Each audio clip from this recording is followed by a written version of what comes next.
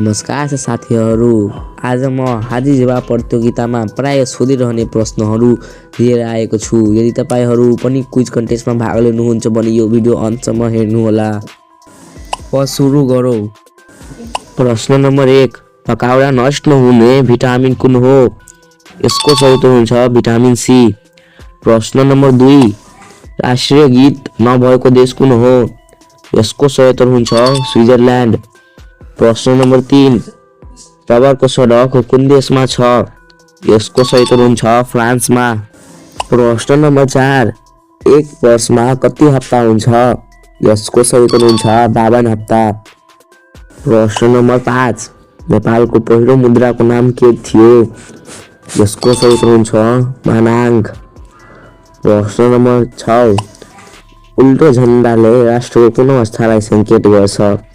यसको सही उत्तर हुन्छ सङ्कट। प्रश्न नम्बर 8, लभ एप्पल भनेर कसलाई चिनिन्छ? यसको सही उत्तर हुन्छ गोलभेडा।